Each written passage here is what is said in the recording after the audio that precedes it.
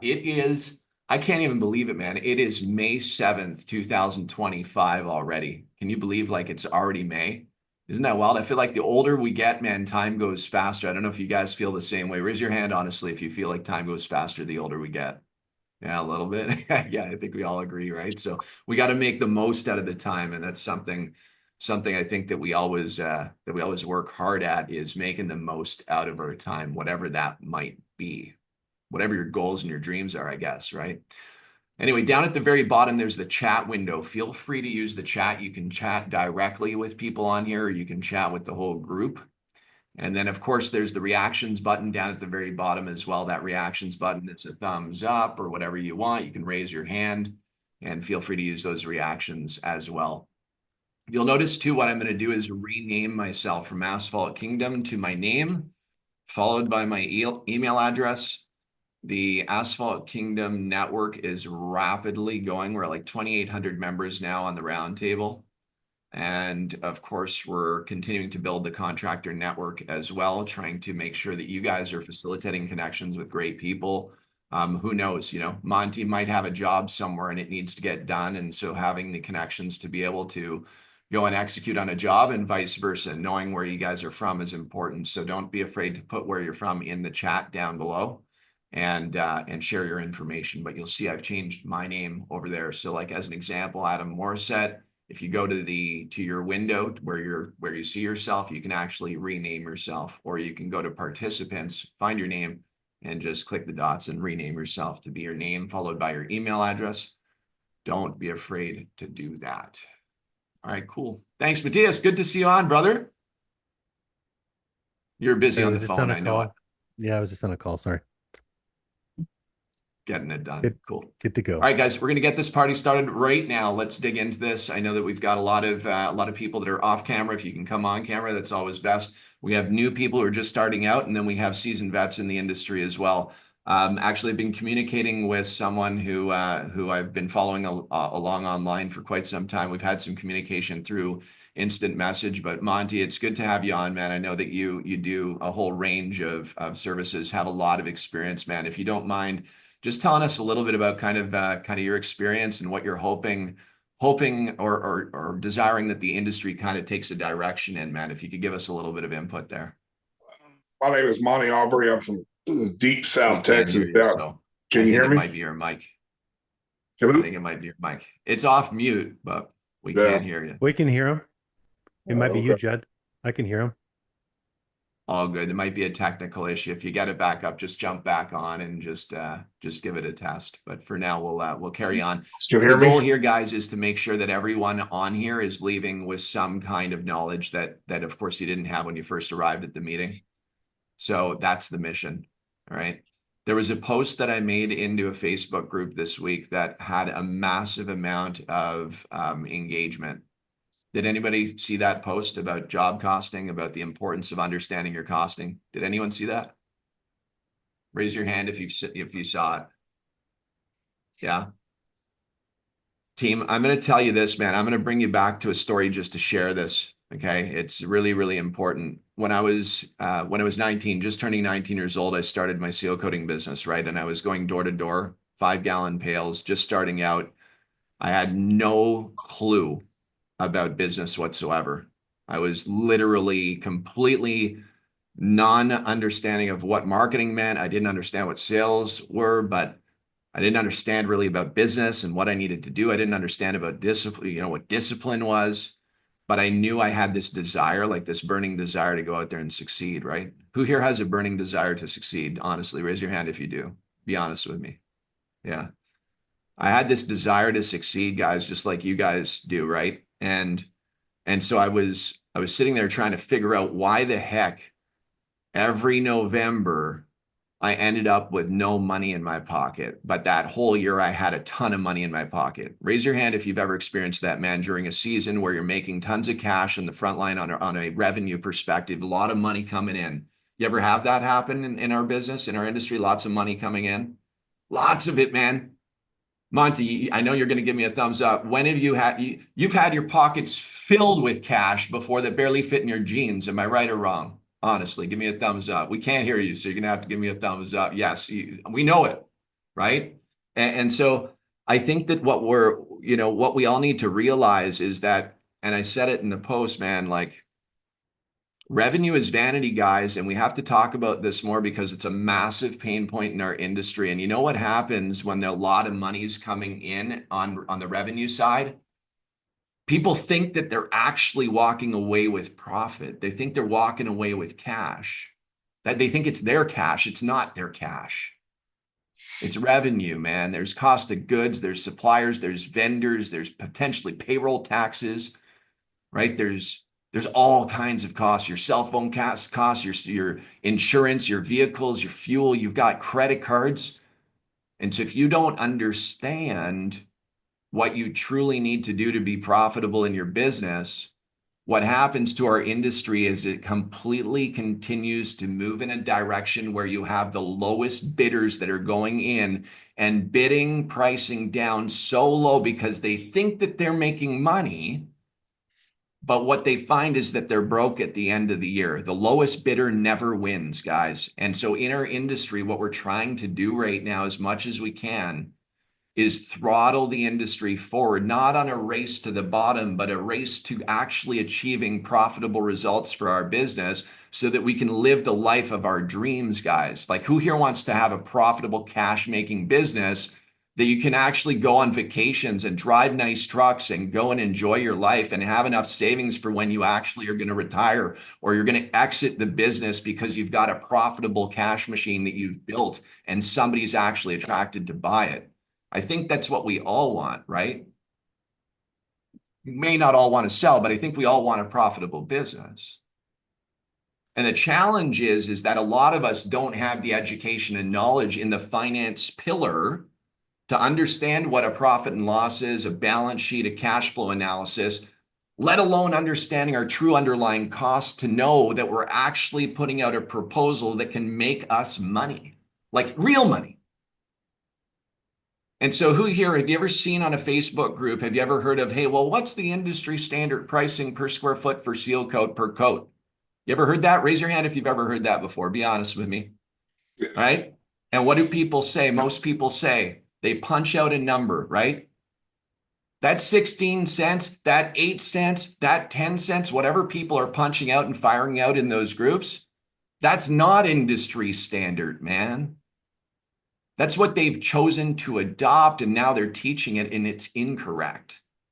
Prices have changed. Who here feels that they're paying the same price per gallon that they did 10 years ago? Raise your hand if you're paying the same price that you did 10 years ago.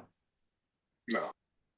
You ever notice that the price that a lot of people are charging out there in the market is the same price per square foot that we were charging 10 years ago? You ever notice that? Something's off here, guys. There's something wrong, right? People are not understanding the numbers. And that's okay if you don't understand the numbers, but I'm going to preach to you guys tonight to please understand that the proposals you put out are not a gut feeling that you should be putting out. It's nothing to do about the gut or closing the deal. Do you want to close deals that are going to make you money? Yes. Or do you want to be closing deals that you're going to make no money and you're going to go out there and work your ass on and blister your hands, callous your hands, come home late at night and make no money? I don't know about you guys, man, but I want to make money with my business. That's why I'm in business. I want to build a profitable business that's attractive to me, where I wake up, I kick the sheets off in the morning, and I know I'm coming to something that I've built the systems and processes to be able to help me get to where I want to go. It's so important, guys. So in that Facebook message that I sent out, and I was pleading, like I'm literally pleading to our industry right now, man. I've seen some posts come out from Steve Brainey lately. Like I've seen some stuff coming out, and it's like, our industry, guys, it's all in our hands, man. But the lowest bidder always loses, guys, in the end of it all. I'm just telling you, they may get the job, but they don't make any money, guys. Understand your numbers. Is this making sense to everyone? Can you hear me, Judd? Still can't hear you, Monty. I wish I could, because I know you got tons. I know you got so much value to share, man. Monty can comes you hear me, Judd? in the pavement business. Judd, can you hear? Can you hear anybody, me, Judd? I'd love for your mic to work, brother, but Judd, maybe you want to try to come in on your phone. You want to try coming in on your mobile device, speakers maybe, are bro? off. Yeah. Dylan McCann, hit it, man, while we wait for Monty to maybe plug in through a phone. Monty, we can hear you. It's Judd. Can't hear you. Judd's the Okay, well, issue. cool. Can you guys hear McCann? Yes, everybody I can can't hear hear me. Nobody can hear you, Judd.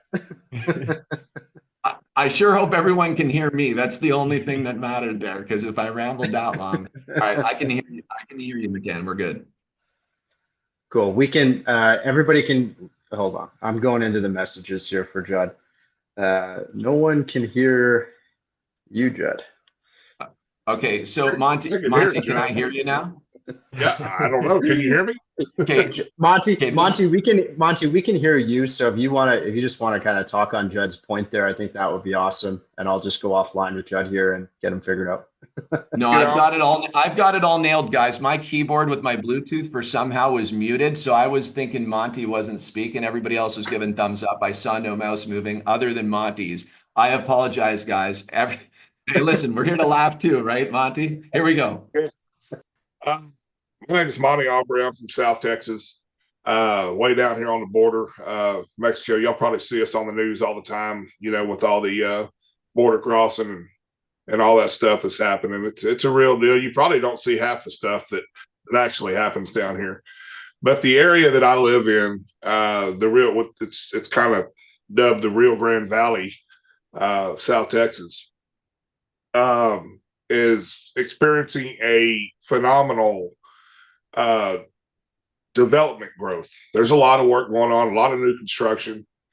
The problem that we have, as far as, I don't know what many of you guys do, but there's not, people down here don't take time to invest back into their parking lots as far as seal coating and stuff like that. They want to get it paved, get it built, and then they expect it to last 30 years without maintaining it.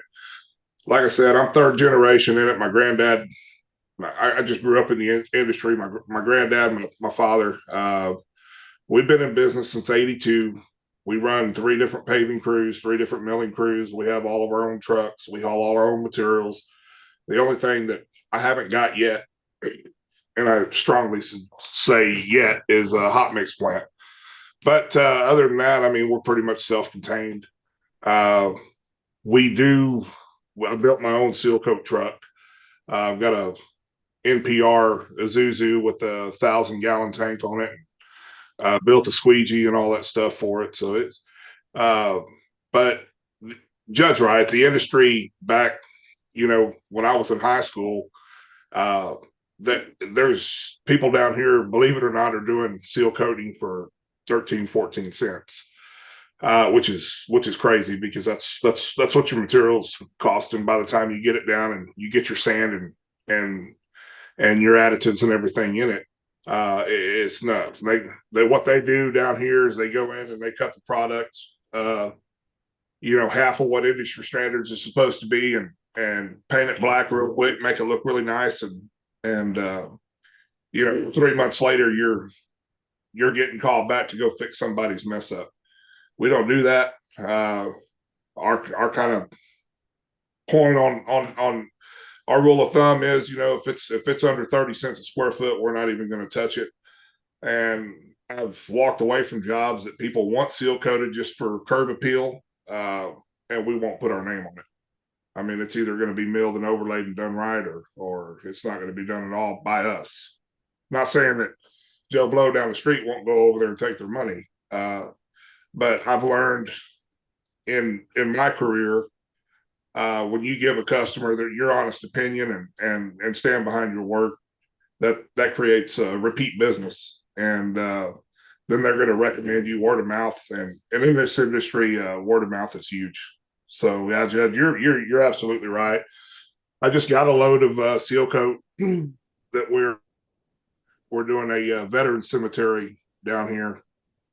They want it all nice and beautified, and I told them point blank it was like putting lipstick on a pig, because it really needs to be milled and overlaid. But they're waiting on federal money and government money to do that in the next couple of years or so. But with the understanding, I told them, I said, this is not gonna, it'll look nice for 5-6 months. I said, but due to the type of material that it is, which is river rock, it's going to polish really bad, and you're going to be right back to where you are. So we've got 110,000 square feet to knock out tomorrow. Weather permitting, we're supposed to be getting some rain in, but we'll get that knocked out and striped, 2 coats and done. The good thing about South Texas is it'll probably be about 100 degrees here tomorrow, so it'll dry pretty quick. What kind of crew, Monty, are you running on that 110,000 square foot lot, 2 coats and stripe? We'll have a 5-man crew on it. We'll go in and edge everything, and then I've got we built the seal coat truck to have a 10 to 14 foot spray bar, so we'll go in there and spray it and let it dry and come back, put the second coat on and get it done. Will that be that'll be about a 14-hour, 16-hour shift total? Yeah, it'll be every bit of that for sure. Yeah. Are you pretty booked up for your for months out, or how booked up? Yeah, we are as far as the paving. We do a lot of Walmarts.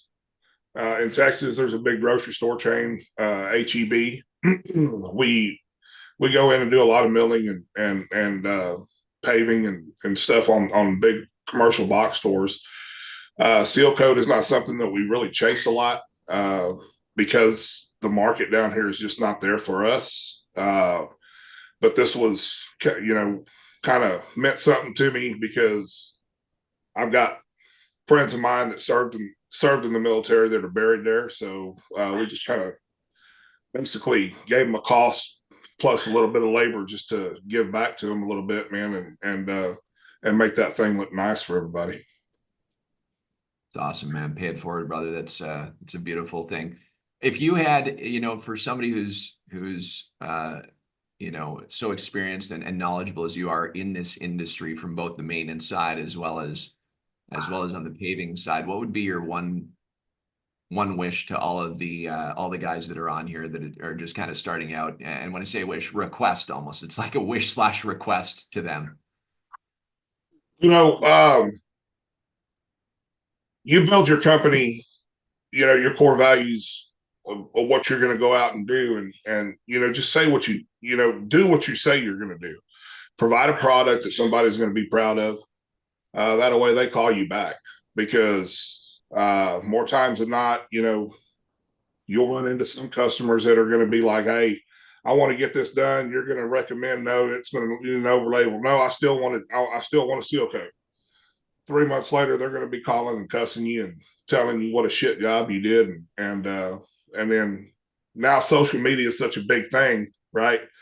So they'll put your pictures all over the place and blast you. And it's just, you have to be honest. And going back to, what the core of this roundtable was, Judd, you got to know your cost. You can't just dive into a job and expect to make a quick buck, because it's sooner or later, robbing from Peter to pay Paul is going to catch up and nip you right where it counts. Appreciate that, man. I appreciate that. Zach's in Texas as well. Zach, you've got your hand up, and Monty, thanks for the golden nuggets, man, that you're dropping here. Appreciate you. Zach, come on, brother.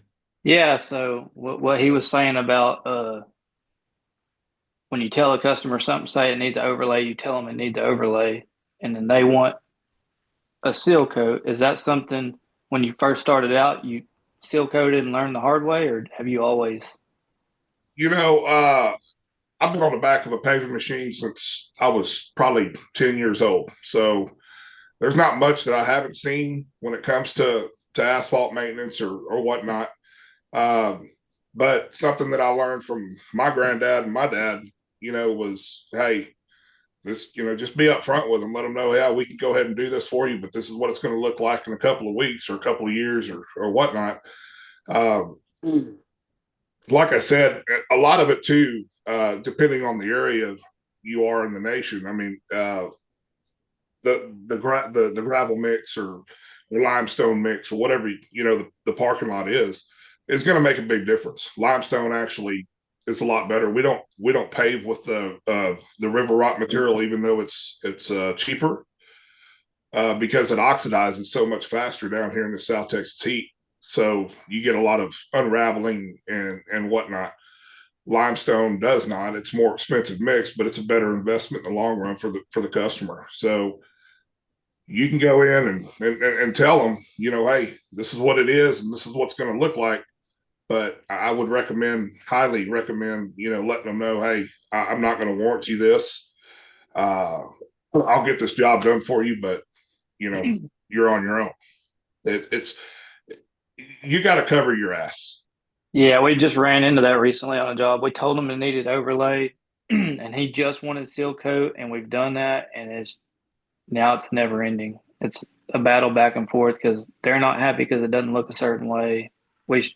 Looking back, I'm glad we took it because we've learned a lot of lessons, and it sucks. We've learned them the hard way, but sometimes that's the way you got to learn them. Yeah.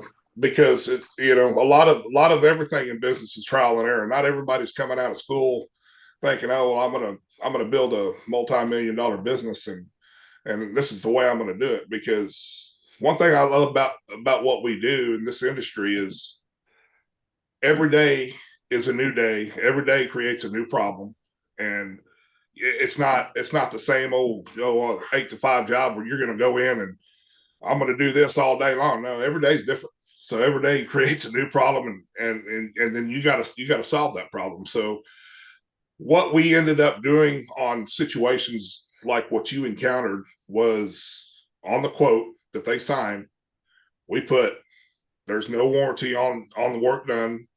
Customer was advised that this was not recommended, but was requested anyway. And they sign off on that, and you're good to go. Yeah. Over protecting your agreements or something that is never really over protecting, if you know what I mean. Right. As long as, if you're setting expectations with your clients, number one, and you over deliver on the expectations, you're good. But when certain things arise, like I'll tell you, like in North Carolina, guys, there is so much. Is there anybody North Carolina, even South Carolina on here? Lots of clay, man. Lots of clay. There's a lot of clay in North Carolina. And so what happens is water gets trapped right between the clay and the asphalt. And then where does the water move at the point that you've got heavy trucks that are rolling on the asphalt on top of that clay? That asphalt becomes very fragile. You start getting alligator cracks, right? And then that water cannot filter down. So it ends up actually pressing up through the surface. And then you see clay marks that bleed out of those gator cracks and starts messing up all that fresh seal coat, right? And so you've got to really make sure that if you're going to go seal coat, especially these quick serve restaurants or CVS's or any of those in the corners down where the trash corrals are, you'll notice that area is really gator cracked. It's really messy. If you're going to go and just seal coat it, that's fine, but you're going to have to let them know that that clay is going to bleed up through there, and it's always going to be messy. Really important to set those expectations early, and then, like Monty's saying, protect yourself and your agreements, get them to sign off on it. And just, I think if you're just honest with people and you operate with integrity, that's an important thing. I also do think that if you don't know, it's because you don't know, and sometimes you've got to go through those hard lessons. But that's why we also have the round table here, is so that hopefully we can pass on some of that learning to you guys, so you don't make those hard mistakes. If we can eliminate more of them. Just touch on what Zach was saying. It kind of bit him in the ass going in there and doing that parking lot for him. There's been plenty of times where we've walked away, said, no, we're not going to do it. We're not going to put our name on there. Sometimes you just have to. Sometimes you just have to walk away from them and say, no, I this is not what I recommend, and then find somebody else, and then they're going to be mad at somebody else. So and then you walk away from it, and you'll drive back by that job and look at it a month, 2 months down the road and say, man, I'm glad I didn't have anything to do with that. Not every job is a good job. Yeah, agreed. Gabriel, welcome. And is this a question for Monty on here, or just a general? Yeah, if that's all right. Yeah, hit it. By the way, first of all, thank you so much, Judd. I'm very happy to be back and getting the season started. And, also I'll mention, thank you to everyone at the roundtable. This roundtable is amazing. I've met a lot of you guys, and if you need any help, they're the best team to be able to help you. I've talked to Rob, I've talked to Matthew, I've talked to Dylan McCann, I've talked to Dylan as well with the AK Dash. Very, very helpful team. Monty, my question is relating, and I really admire what you do and what you've mentioned about taking the right jobs. My question was more relating to building a paving team on itself, uh, more on the order side. Obviously, it's easy to say, okay, we're at year 1, year 2, whatever. Let's be at year 10 already. It doesn't work like that. You have to follow the yellow brick road. And there's also that option, like Judd has said, of just doing the sales, taking your commission, or taking whatever the difference is. And you're just a sales company. That's one of the paths that I like the most and I've been considering. But I always like to analyze every option. My question is more, how do you go from really zero, where you have a seal coat team, you're not putting a lot of investment. You're putting maybe 20,000, 50,000, 100,000, 150,000 if you're doing liners and everything. But then if we're talking about taking on paving as well, now I know it's a lot more risk because now you have to invest a lot more money, but it's also you need to make sure that you have a constant flow of orders coming in, because if you're still coating, you don't have orders coming in, you're not losing that much money. But if you have a paving team, now you need to, there's a lot more expenses that come with that. If you have any advice regarding that, I would really appreciate it. Thank you. We're fortunate enough to we live in we work year round. A lot of guys up north only work 6 months out of the year. With the team that we have built over the years, they're not just they're multifaceted. I would say, because they can run anything. They can jump on a loader, a skid steer. A couple of them can run blades. We also do site work and utility work. So, going into that, and you just need to find, and it's hard. It's really hard because our industry is suffering for labor force. Back in the day, they used to have a lot of classes in schools and high schools and stuff, tech schools that, ag mechanics or whatever, some vocational, they'll have vocational classes. The education system is kind of, in my opinion, switched more to computers and technology stuff than it's kind of left our industry behind. So whenever you get these eager younger men or women or whatever it is that want to go to work, and you put them on a roller or you put them on a shovel, you just got to mentor them. You got to mentor them and build a team. You got to see what they want to do. Hey, they start out at $12 an hour. Where do you see yourself in 2-3 months? Well, I want to run that. Okay, well, let's get on there and start. I mean, because that's the only way that you're going to be able to train somebody up. And when you have a specific paving crew that can just run from job to job to job, and you ain't got to worry about them, I mean, that's you made it. But you got to take care of those guys, because I promise you, for 50 cents on the dollar, they're going to jump ship and go somewhere else. You got to keep them busy. And that in itself is a struggle, because we just got through bidding a bunch of Walmarts, wave 2, and I think there was 5 or 6 in Texas, all over Texas. We bid all of them, and I was getting blowed out of the water by some local contractors in those towns, and I was doing the numbers, and I just didn't understand where I messed up. Maybe I missed something or whatnot. But going back to knowing your cost and knowing what you can do a job for is really vital, especially keeping these guys busy. Because if you hire these this paving crew, jump out into the paving business, and you made the investment in all your paving equipment, your tack truck, whatnot, you got to keep those guys busy. You got to keep them working. But you can't take a job if you're going to be losing money. You can't take a job if you can't pay them. That's the thing that you got to keep in mind, because like I said earlier, every job is different. Every job is going to bring new problems. New problems are going to arise, and you have to collaborate with your team and hit them head on. You know, you got to hit those problems head on. But knowing your cost, knowing you know what your burden is. That burden is your, you know, your office payment, your light bill, your insurance, everything that go, your GL, your commercial, and all that. You got to take account of that, because if you just go in bidding a job with just your, you know, oh, what's going to cost me, I could do that for $350 a square yard or whatnot. You're at the end of the year, you're going to be really surprised, because you're going to take a hell of a loss. Not to mention on, you know, your equipment payments and everything else. Monty, and the other thing too is, man, like, I'll say this because I know Gabriel, like, I know you, man. I've communicated a lot with you, and for everyone on here, straight up, like, guys, bigger is not always better. I'm just gonna say it. Bigger is not always better, you know, like having 3 pavers and having trucks and having 25, 30, 40 staff. It doesn't mean that it's always better for you. If that's what you truly desire to have, I'm going to ask you to do the yes, no column. Take a white piece of paper, draw a line down the middle, draw a line across the top, put yes, no, and say, here's why should I start a paving company?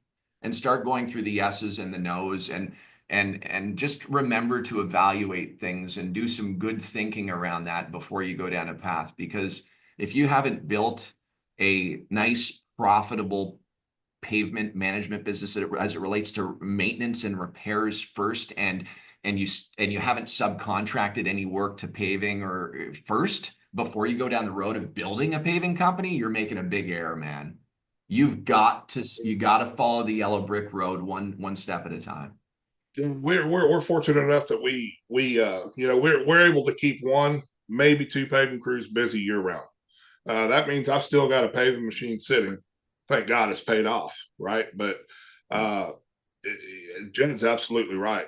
You want to scale yourself, you know, slowly when you're going, hey, you know, things are going good, or you got so much work and you're backed up all year long. You may not realize it, but that's a hell of a problem to have. It's a great problem to have, to where you can start turning down work until you get that done. First thing you want to focus on is doing quality work, and the rest is going to fall into place. You don't want to rush into something and buy a bunch of equipment and say, well, I'm going to do this job, I'm going to do this job, I'm going to do that job, and then all hell's going to come down on top of you. Because I've seen it happen. It's happened to me. Every day is a learning process. You never stop learning in this industry. Really appreciate it, Monty. Really appreciate it, Judd. Really appreciate the advice. Thank you very much. Appreciate you, man. Cool. Monty, thank you, brother. Yeah. All right, let's keep going. Any other questions? You guys have some questions up? Questions? Come on, there's got to be some questions for the round table here. We're all sitting at the big wood table in the round table, guys. That's what we call it. We're all here, right? Having a night here. We've got probably 25 minutes left. Let's make the most out of it. Just to show you guys here, just quickly, I'm going to show you something. This is relating to the Facebook post about job costing. There's a AK job costing calculator that I've put together. It's a simple one that allows you to plug in your figures and this kind of stuff. And I'm happy to share it with you guys. And basically you fill in, you'll see I put very clear instructions. Only fill out the blue fields. Don't change anything else, you'll break it. But you also want to create a copy. Okay, make a copy. And I know Dylan McCann's looking at me going, stop ski tubing, Judd. I'm whipping everybody out on a corner. But for a lot of you, you don't have, for all of you that don't know how to actually price your proposals based upon understanding your true underlying costs, it's something that can help just, you know, help provide you with more insight. Is it perfect? No. But is it going to give you way more insight? Yes. And we also have it built into Dash as well. In the calculator section over here, we have it built in by service, and then the full complete job cost calculator right there. There's still improvements we're making to it. I know, Dylan, if you want to speak to maybe a little bit about, you know, what you're doing at AK to help improve these processes and systems and help the people that are on here more. You're putting me on the spot. But yeah, lots of lots of stuff going on the AK side of things. I mean, at the end of the day, you need systems accountability and a plan to be successful, not only in this industry but any industry. And I think just to keep from straying off too far off topic, Monty hit on it. Judd has been hitting on it for a week, but understanding your costs in this industry is everything. Understanding how many linear feet are you going to get out of a pail of traffic paint? How many square feet are you going to get out of a gallon of sealant? How long is that sealant going to take you to apply to 100 square feet versus 1,000 square feet? And these are things that can be calculated, and these are things that you should know prior to putting a number on a bid. And you should feel real confident anytime that you send out a bid and get that approval, knowing this is the estimated gross margin that I'm going to be taking home when we finish this off. And if I didn't take that home, something's gone wrong. And what went wrong? Was it material miscalculation? Was it labor efficiency? Did I miss something on the project?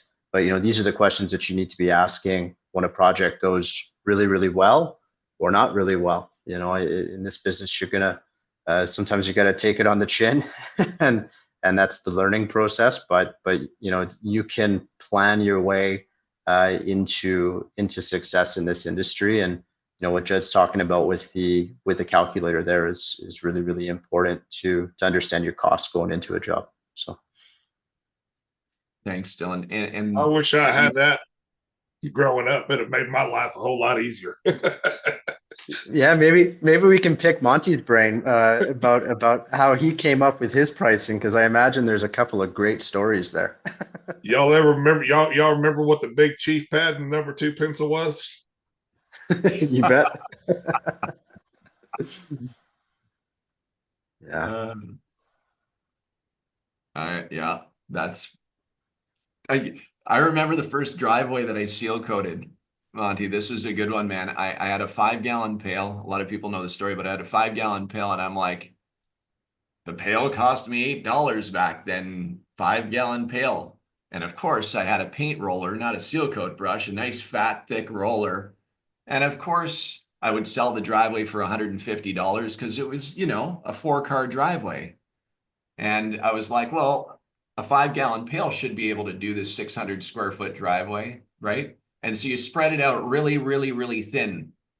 And then you're like, shit, I can't leave the client like this. And so you run back after you've got the 50% deposit from the client, letting them know that you want to get some more material to make it even better. And you go to the store with half the price, the $75, and you go buy an extra 8 or 9 pails, and you throw it in the back of the Volkswagen Rabbit 1984 that has holes in the floor that barely runs and a hole in the gas tank. I could only put $8 in it.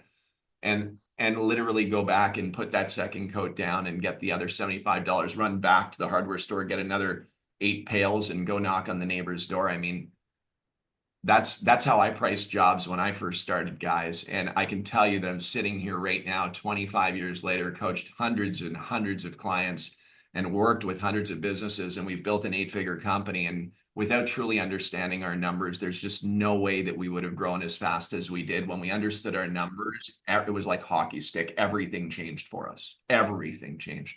And we were able to live a life that was actually abundant, like filled with abundance, man. Like, I actually could go take the kids on a vacation. It didn't all happen because of the $150 driveway. You know what I mean? It started happening when we did $25,000 jobs that had 50% margins attached to them, and they were healthy, and we were able to sell on value and solve the pain points, and we were able to actually build enterprise value with our company to one day selling it, guys. And that's when AK started. But again, like, understand the numbers. If there's one thing that you write down tonight, like literally, I will commit myself to learning about what my numbers need to be based upon my costs. That's it. That's that one thing. If you guys just dug into that one thing, that one lesson, your life would be different very quickly. By the way, it might be painful at the beginning while you're building your sales pipeline when you do it like that. But at least you'll be pricing jobs that you actually make money on and not just spinning on the hamster wheel. Nobody wants to. Anybody want to spin on a hamster wheel? One thing, so guys, you need to figure, I don't know how big your outfit is, but if you have people in the office, doing your billing or a secretary answering the phone, you need to realize that those people don't make you any money. So that's just an added cost. And then again, you have all your fixed costs, your light bill or your rent for your shop or necessities and stuff like that, your truck payments, whatnot. Those all need to be separated and accounted for whenever you're pricing a job. Another big thing is, how long is it going to take you to do that job? And then you take those days and you kind of divide that cost up into those days and break it down like that. Y'all may laugh at me. I'm 47 years old and I just now figured out how to use Excel. So my wife's really proud of me about that. But that's once I started doing that, that's instead of me, I thought I was high tech with an iPad and doing, because they got these little nice pencils that you can write with the iPad now. I thought I was a badass just sitting there figuring jobs the old way of the calculator. No, hell no, the Excel sheet's way faster. You plug in your numbers and go. I built probably about 10 of them until I got it right, but everything's there. You put your square feet in and it's got your burden and all that stuff. And I don't have a problem sharing that with you, Judd. And y'all can use that to your benefit, but it's not perfect by no means. Like I said, I just now learned how to do that, but it just goes back to, I guess you can teach an old dog new tricks, right? Well, I love that, man. And that's really what the goal here, guys, of the roundtable is. It's the community, it's to share, right? It's to go through the hard learning that has been done to be able to bring it forward to you all right now so that you guys can accelerate and maybe not experience the same kind of challenges and pain and the lost time and those kind of things. And I'm not saying you should not go through some failure, because failure is success. But man, if we could save you some pain, let's do that. And then you can pay that forward to other people as well, right? Like that's the mission, I think. Everybody in agreement with that? I think so. I think that makes sense. Yeah, cool. Zach, you've got your hand up, and then we've got Daxton. Come on, Zach. Yeah, so my brother and I were talking earlier, and this is something that's new to us because we're getting into bigger projects, but how do you typically decide how much of a down payment you would like? Because so say you don't need a down payment at all, should you take one still? Or, and if so, like, how do you decide what percentage you would like to, like do you take 50? Do you take 30?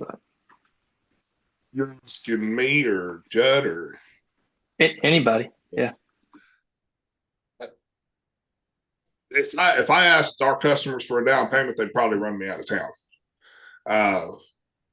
Walmart and all them, they're not gonna do that, right? But just me personally, like you see a little shopping center or something like that, you don't know much about the owner. I would probably ask for about 15-20% down just to get started. That way, you're not gonna be out too much if they will. We typically don't ask for down payments because in the state of Texas, you do something on a piece of property, and you're on our estimates, our net pay is 30 days, and it's plainly described there. So say we go in and we do a job, this guy says, "No, I'm not going to pay you. I don't like the work or whatever." Okay, fine. You try to appease them as much as you can. You can't make everybody happy, but in that essence, what you can do in the state of Texas is you can file intent to file, send a certified letter to intent to file lien.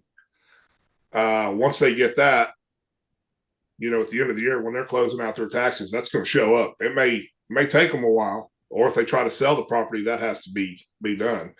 After your intent's been set, 15 days later, you can file a lien on the property, which no property manager wants that. So but that's just kind of the steps that we take to secure ourselves. But driveways, stuff like that. I don't know what your scale of work is, but it's not unreasonable to ask for a 20% down payment, I would say. Thanks, Monty. Matt Phillips, I know you were wanting, you got your hand up there too. Yeah, so when I present written estimates on every estimate, and then the customer has to approve it, I don't even have to bring up the term, hey, we need 50% down, because it's on my estimate. So I have on there 50% down on approval. And so that takes that awkward, hey, I need a deposit. Now, if it's a client that you've worked with before in the past, and they say, hey, do I need to send that 50%? I'll say, no, not, I mean, I've known you, we've done your driveway a couple times. And so, but that is already broken. So if you're on your estimates, the verbiage is in there that you're requesting 50% or 30%. I put 50% because if it's somebody I don't know and I collect 50%, and after I'm done, they end up not paying me, so I'm not out anything because my margins are 50 to 60%. So I've already covered my material and labor without, the risk I'm losing is my profit. So Be careful with those larger projects too, Zach, just from a cash flow perspective. Just make sure you're not putting yourself in any kind of nasty situation, right? Because if all of a sudden you have 30-day terms and all of a sudden I've heard of these national accounts, like it says 30, man, but they'll go 60 easy. They'll go an extra 30. Sometimes they'll go an extra 60 on you. And that can really crimp somebody's style, man, if you don't have a bunch of cash and capability of running the project, right? Or your future projects. Just be very, very aware of that. Yellow brick road, one step at a time. Don't, accelerate and grow fast, but delicately. Think there needs to be some good thinking time, good mentorship, and make sure you have the right people in your corner, which you do. So, yeah, this one project that I took on that I was referring to earlier is just bit us in the butt, and it's hadn't stopped us, but it's slowed us down. Yeah.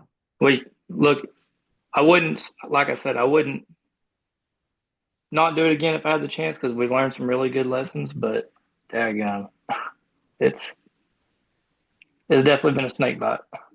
If you don't mind me asking, what kind of project was it? It was an apartment complex, and we originally told him it needed overlaid, and he's like, no, we just want to do seal coat and restripe and patch some areas.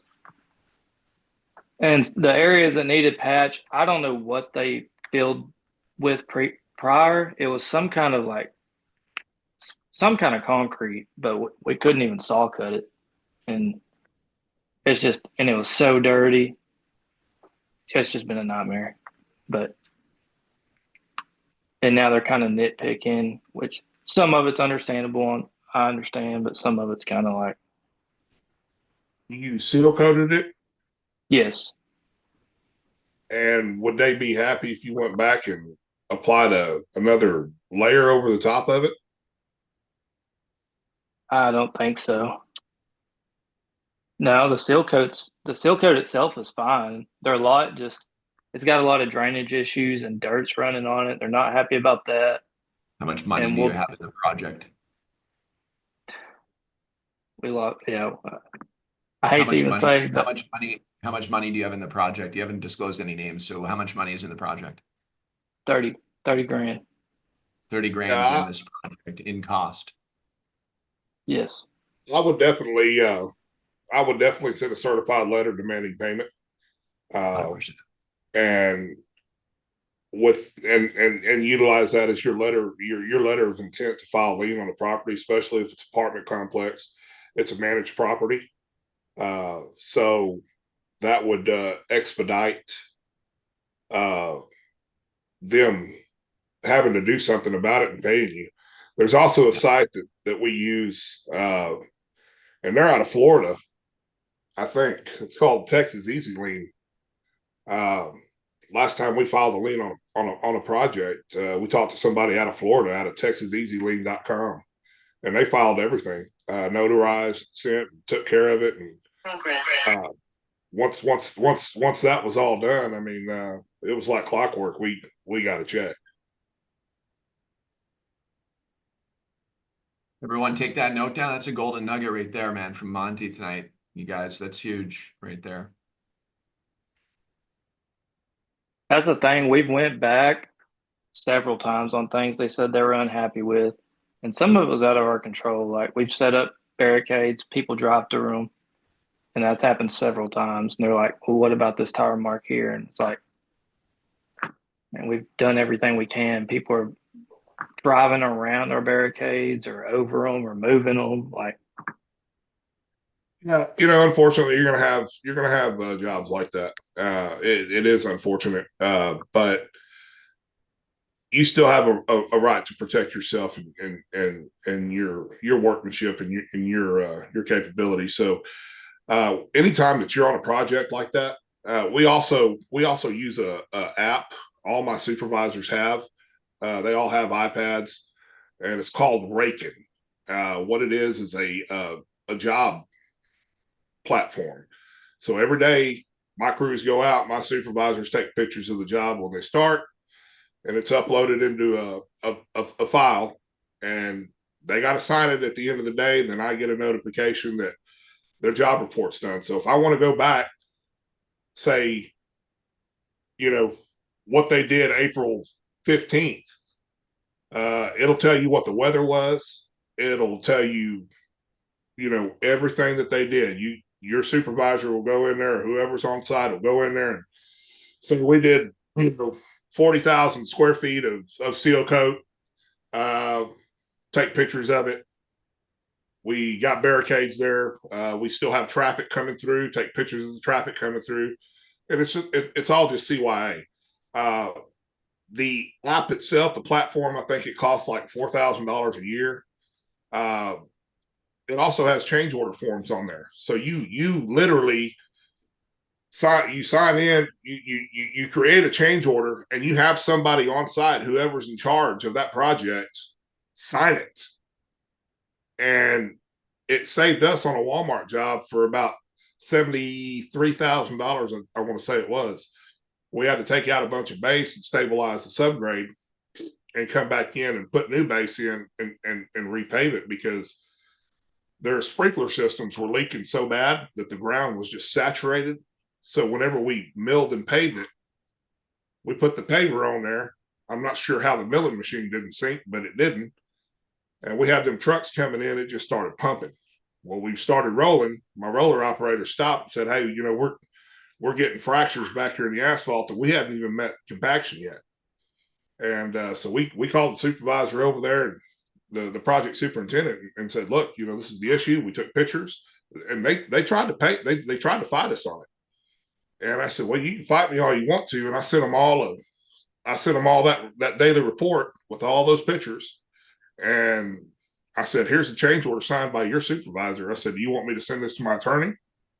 And lo and behold, they cut us a check for it. And then we had to go in there. Then we had to go in there and tear it all out. You had the supporting documentation though in that scenario. No, the app is called Raking. It's a little orange hard hat. It's on iOS or what's that other one? The other phone? Android. Yeah. It's worth the money for sure. Cool. Thanks, Monty. But yeah, Zach, right. I would go ahead and look into that Texas Easy Clean, and there's only so much you can do to appease them, and that's it. Sometimes you just got to walk away, and like they said, you're going to take some on the chin, but that's a lot of money for a lot of people. Hell, it's a lot of money for me. I definitely go ahead and pursue the other angles you need to collect on that. Yeah, we've truly tried to make him happy, but it's just. Monty, what's the name of the app? The app is called Raking. Raken. Thank you. All right, team, you've got it.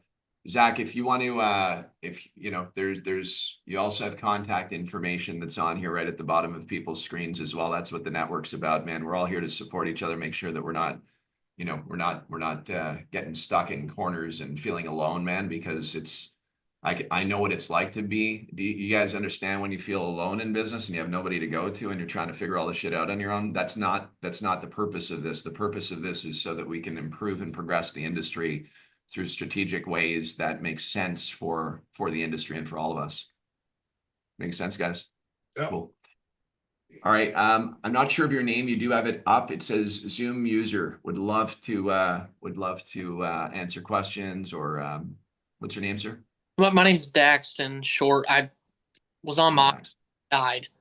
So I'm on my phone. But anyway, can you hear me? Yes, sir. Yeah, when you did, this is for Judd. When you did your first job that was about 100,000 square feet, do you remember? It may have been a while back, but do you remember what equipment you were using and how many guys that you had helping you? Well, the first job that I did was not 100,000. It was 600 square feet, and I had a 5-gallon pail and a paint roller, and it was just, you know, just myself. That was the very first job. But then I got into doing the bigger projects, right? We ended up doing million square footers, 1.2 million square footers at shopping malls. Which jobs are you referring to specifically? The small one or the larger ones? Maybe the larger one. When you hit the first job that you remember doing that was 100,000 square feet roughly. Yeah, it's interesting. The first 100,000 square feet that we did was actually 4 McDonald's properties on St. Charles and St. John's, 2 streets, and it was owned by one owner. Did the 4 McDonald's, 25,000 square feet each. And that was $40,000 back then. And it was crack seal, 2 coats of seal coat, and a stripe job, and there was some catch basin repair. But that was the first real big jobs that we did. We were a team of 4. We did one property at a time. And it was really quite easy, other than the fact that we had to do it in the nights, of course, that aren't always easy with McDonald's because of the QSR and the drive-through and all that stuff. So we had to close it down for that one night. And we needed to make sure to have additives. If you don't have additives in your material to be able to actually cure it up right, dry it up right, I should say, it's going to take longer to cure than just overnight. That's for sure. It can take up to, by the way, guys, like, and I know Monty, I don't know what your experience is with curing, but it can take 30 days to cure seal coat properly.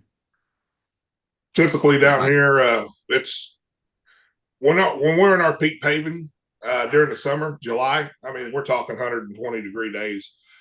So we actually have to miss the asphalt whenever we're sealing, so it don't discolor, because it dries pretty quick. This project that we're fixing to do tomorrow, because we'll have a little bit of overcast and stuff, we are adding about 3% additive just to make sure it hardens up a lot quicker, so we can get the other 2 coats, because I don't want to spend too much time on the project. We don't have a lot of money in it. We're doing it more for the veterans and the families out there at the cemetery. So. And then just to circle back, Daxton, on kind of that answer, I remember the first project, the first driveway that I did better than any other driveway that I did, any other parking lot that I ever did. And it's because I took that first step and actually hunted it, and I believed more with conviction after I did that one driveway that I could do 10 driveways a day. Then I could set up, then I could go out and buy a custom deluxe, and flatbed and throw a hot box on it and a seal coat rig. And back then we were operating just residential. So we had a 200-gallon rig with a hot box on the back, and we were operating just doing residential asphalt maintenance and repairs, doing, $2,500, $3,500 a day with a crew of 3 and 1 sales rep in that truck that would knock doors. That was back then, right? And then we had another truck that was a Dodge 2500 flatbed, and then we added another hot box and all of that, and then we scaled into commercial. We ended up buying a C30 dump truck back then, a little asphalt zipper. We started doing extensions and all of that stuff. But I think the mission here, just to kind of shoot this energy out there, it's like, once you do something that's a little bit bigger than what you were used to, it just becomes a lot more believable. You believe now that I can go and do something even bigger. And Yeah, so, yeah, you that know, happened because I've never seal coated anything in my life. I didn't even know what it was 6 months ago, nearly. But I put in a bid based off of 25 cents at a school and I got it. Well, I bought the 300-gallon seal coat tank from AK and I kind of jumped in and I should have chased probably some smaller stuff, but I didn't and now I'm here. So partner on it, bro. Partner on it, man. You got a whole network of people, man. The AK Contractor Network, like look at the map that we have, guys. It's free to join the AK Contractor Network. Malone is on here right now. If you need help getting on it, we can facilitate a connection. But like Daxton, you may not want to go do this project alone, brother. As a 100,000 square foot project, is that what it is? 100K? 105,000. Yeah, like maybe that's not, if I were you, I would try to partner on that project and learn from someone or get a coach to come in and work with you on the project. You know what I mean? Where are you located exactly, Daxton? Cushing, Oklahoma. Yeah, man, like we should just talk. I mean, we've got people on here. I know a part of the network that would be happy to come in and partner on a deal like that and for everyone to make some money and you'd learn a whole bunch and then you'd be able to go out with conviction and go out and nail the next projects that you're doing without the fear that you may have, right? What is your fear? What are you worried about on this project? Well, I didn't have any fear when I started, and then I closed it, and then it kind of set in a little bit. Like, do I have enough? Pre butterfly jitters or something like that, or Yeah, I wrestled my whole life, so I understand the steel butterflies, and that's what I have right now. So I just best piece of advice I can give you, and I mean coming from the heart, you dive off it head first and go get it. That's how you're going to learn. You cut out what I said, dive off into it head first. That's how you're going to learn. And if I was you, I would cut this thing up into quarters and do 25,000 square feet at a time and get that restriped and reopened. I don't know what it is. Is it a big parking lot? Are you going to have to accommodate the tenants as far as them being open, or it's a school, so it's completely closed off. Okay. But to cut it in half, do the front and then do the back. Yeah, it's easy peasy, dude. Don't you're a young guy, you'll get it all figured out. Just don't try to rush it. Just go do a nice job. Have some help though, Daxton. Have some help, man. Don't do it alone, bro. Okay. Like when I say get some help, I'm talking about just make sure you have some people that can help can help clean the surface, can crack seal it with you, can roll the hose up, move the hose, hold the hose like you need a hose man that can help. But I mean, it's 100 you have what, 2 days or 3 days to do it? 7. Oh, well, you're in good shape, man. Get some hands-on help, some labor. You got some people that can help you? I have 2 guys and my wife. She comes in, she does this business with me. Tell her to drive the truck. Then I was gonna say if you didn't have the wife, it might take you the full 7, but you have the wife, so it'll probably take you 3 days. She'll work hard and all you, I know. Yeah, she will. Monty, what did you say? What kind of truck? Is that your question? So tell her to drive the truck. She can, yeah. Thank you guys. Well, listen, man, with all of that, congratulations to you, dude. Yeah, thank you. You're welcome. That's your first job that you closed? Yeah. Nice first job, man. Hey, Judd, can I give him a little perspective? Because we just did a school, 107,000 square feet, and I did it in a day. I had 2 trucks, 1,000-gallon tank, an 800-gallon tank, and I had the semi truck deliver my material to the site. So that's something to look forward to in your progression in your work. So, and I had 6 guys. So I had 3 guys on each truck, running, and we knocked that out in a day. So we started sealing at like 9 o'clock in the morning. By 1 o'clock, we were eating lunch. By 2 o'clock, 3 o'clock, we were starting our second coat and got done in about 9 hours. So it can be done with the proper tools and the proper equipment and the proper process. And so it's a bunch to bite off and chew off. But since you're already committed to it, just be prepared to do what you can do is all I can say. And look for, you might need to find some help with if there's somebody on this round table or somebody that Asphalt Kingdom can get you in contact with. So you might have a second rig or maybe a bigger rig to go through and get it knocked out. But yeah, look for performance partners. So at the end of 7 days, if for some reason you don't get it done, you're not going to have a black eye from getting beat up for not getting it accomplished. So that's my 2 bits there. Thank you. Rock and roll. Nice, Daxton. I'm happy for you. Thank you.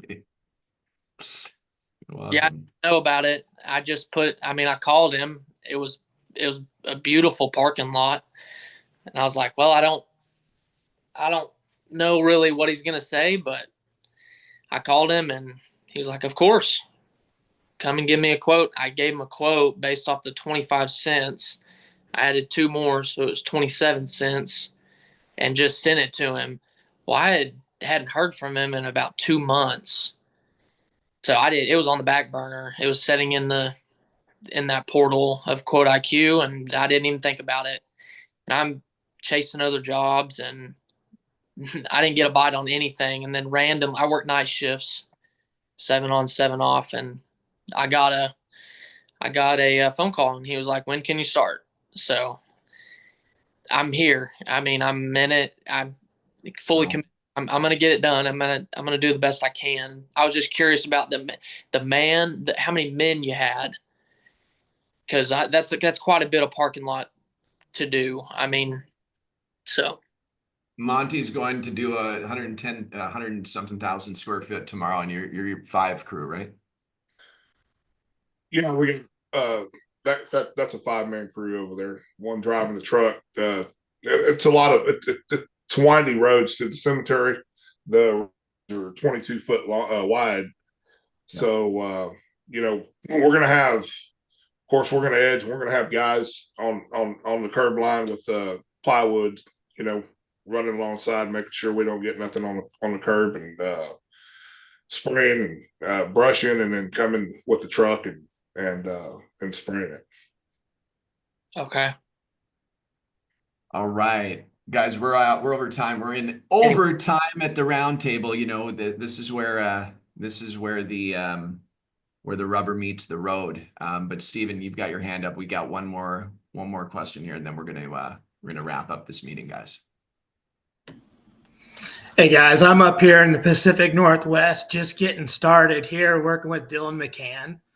Been watching you guys for a while now, really impressed with how all you guys give back, right? So as me and my wife are just starting this thing up, I'm hearing that from Daxton. That's cool. I'm hoping I get an experience like that, here pretty soon. So just trying to find that sweet spot for me with just me and maybe a son or one other person to when I go out there and start to use those pavement appraisals and assessments, what is that sweet spot? Trying to figure that out for me. And the costing too.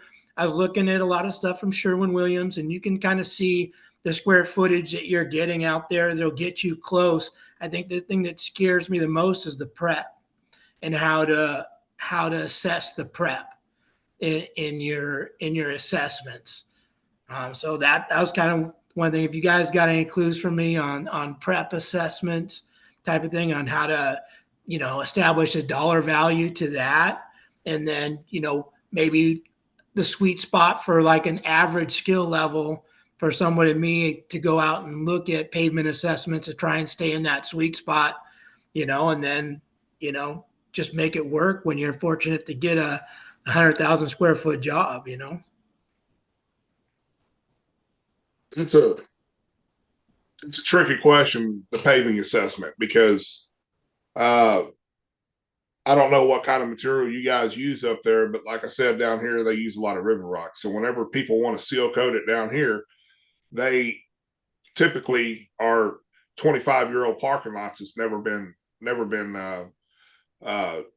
maintained. So you got to account for the amount of material. Usually, some guys will figure, 85 square feet a gallon or something like that. A parking lot like these down here will eat your lunch because you're going to be way over on material. So you need to look at at I guess the porous of the asphalt. If it's nice and smooth, then you can probably use that figure. If it's not, if it's real rough, I would get down to about 30 square feet a gallon. Typically something that you would kind of figure if you're squeegeeing the asphalt on. I don't know if you have a spray rig or a squeegee machine, or you're going to do it by hand. All those variables need to come into play. Yeah, I think to start, it'll be squeegeeing the sides to kind of keep that in control. Would love to get a sprayer, at some point in time. Yeah. There's a lot. So like squeegeeing the edges and then spraying the main body is not the ideal either, right? So there's a lot to this question, Stephen, to be honest. It's actually like that could be one round table, right? It's a big one. And so my recommendation, because we're over time right now, my recommendation, it's a really, really good question. Are you around next Wednesday for the roundtable? I mean, we can answer it here at AK internally. We're happy to give advice. There's also contact information on here. But are you around to connect and talk about that? Yeah, I plan on trying to make all your roundtables and just soak it up like a sponge. I've got a meeting tomorrow with Dylan and Mackie to get introduced to AK Dash and stuff. So, like I said, I'm at the very beginning of this thing, trying to soak up as much information from you guys as I can. And just, kudos to all you guys for doing this. I mean, I grew up in commercial construction, as a laborer, as a carpenter's apprentice, structural steel iron worker, and went through the apprenticeships. But, just for you guys devoting your time is really cool that you choose to do that. So thank you very much. You're welcome. And it's like, listen, our staff at AK, our team members at AK, like legitimately our team members show up here. They're not asked to show up, but they're here. Like Matthias, we got Dylan, Robert, Dylan, the other Dylan, Malone, Mr. AK Dash is on here. And then we've got people who own their own businesses on here, like Monty and Matt Phillips and Coach Schuyler. We got coaches on here. Like, it's a pretty cool thing that has been created, guys. And I want to thank, I appreciate your gratitude, Stephen, but I also want to just express gratitude from my side and our team's side. Thank you to everybody in here who pays it forward and pushes it forward. We really do have a responsibility in this industry as people just starting out, as well as seasoned vets in the industry. We do have a responsibility, and it's to protect the industry that we're in and continue to progress and improve it. We want it to be attractive for people who are going to be learning the trade and coming into it. And we want it to be attractive for people to come and find a job, to work be in that culture of these companies, right? Our companies. And then you also want the industry to be attractive to facility managers and property owners. We want to make this very attractive for everyone. And the thing that tarnishes it the most is when somebody goes out and dilutes their sealer, 30, 40, 50, 60% outside of the spec of the manufacturer, and they lay down one thin coat and it's gone in 2 months, if it even lasts 2 months. And that tarnishes and destroys what it is that we've been working hard on building. And so for everyone on here, make one of your core values potentially around integrity and quality, right? Like really, really go above and beyond. Don't cut corners. Do stuff properly. Go the extra mile. Build lifelong accounts with your customers, not one that's just transactional one time. Make sense? Yeah. Cool. Monty, do you mind if I show your truck that you just sent me through here, your build? Not at all. All right, check this out, guys. Everyone see it?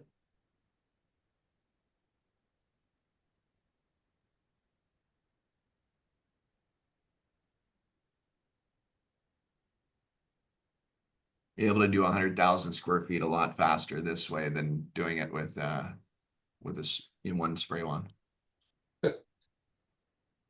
Yeah. Because you can get 80% a lot done with the spray bar. I know it depends on the lots and the pathways, but the laneways rather. But you can get a lot of it done, right, Monty? Oh, we can move some material there with that truck, man. I picked that truck up at an auction for $2,500, and I took that tank off a trailer that we had. It was a gooseneck trailer. Mounted it on that truck and went from a gear pump that it had on it to putting a big air diaphragm pump on it, and it just, made Awesome. life a whole lot easier whenever it was sealed. That was actually a big school parking lot in Karnes City, Texas. Got it. All right, team. Just one last thing, just to wrap up. For everyone who's on here, we've launched the new stripe. Are you guys familiar with new stripe? Line stripers. So we've added the added line stripers to our store that go beyond Titan and Graco now as well. So for those of you that want some American-made new stripe 4250s, we have the best price guarantee that we've been able to work with New Stripe on, and making sure that we have all of the New Stripe equipment now on our website. So you guys, if you're shopping for New Stripe, we'd love the opportunity to earn your business on it. The 4250. One of the cool things about it is it sprays waterborne and oil-based as well. Whereas you may see with the Powerliner 850, you cannot spray oil-based, and you can see the pricing is almost the same. So these prices include shipping. Just want you guys to know that. And then, of course, there is the calculator. If you guys have any requests for that Google Sheet, we're happy to provide it to you guys. You can reach out to Dylan Malone on here. Dylan Malone, right there. You can see him. His email address is Dylan@Asphalt Kingdom. If you want access to that Google Sheet, no problem. He'll share that link with you. And also, Dylan Malone, do you have any requests or anything you want to share? Yeah, if you guys want to get some time to dive into AK Dash, you can also either book with me at my meeting link or send me an email, dylan@asphaltkingdom.com. Beautiful. Excellent. Coach Scholar, any feedback tonight? I know you've been listening in. I know you're on the road finishing up some big projects. Know your numbers. Know your numbers. Get a good accountant. Right? Exactly. I agree, man. Got a wise. We ripped out an island and paving the island in. Tractor trailers keep cutting it and blowing out tires. So concrete removal, pave it shut. Nice. Cool. Well, listen, I'm excited for everyone. Hopefully, raise your hand if you did get some value out of tonight's meeting. Good. I really did as well. And a special shout out tonight to Monty for being here out of your time, man. We really do appreciate it. We know you have a big project tomorrow, and pouring it in here tonight. We Appreciate the invite. My email's there, guys. If y'all want to reach out, don't hesitate to. I'm more than glad to help anybody. That's what it's about. Just, sharing the knowledge, sharing the wealth, and put y'all on the right track, because I can tell you, through my experiences growing up, I've done a lot of things wrong, that I learned a lot of hard lessons on. So, if I could help you guys in any way, then that's what we're here for. Appreciate you, brother. All right, team. Well, we're going to go ahead and end up this meeting right now and lock the roundtable doors till next week, next Wednesday, 7 p.m. Eastern Standard Time. You know how it goes. Same time, same place. We'll see you there. Thanks, everyone. Sure. Thanks, Judd. Thank you, everyone. Great job, Monty. Thank you.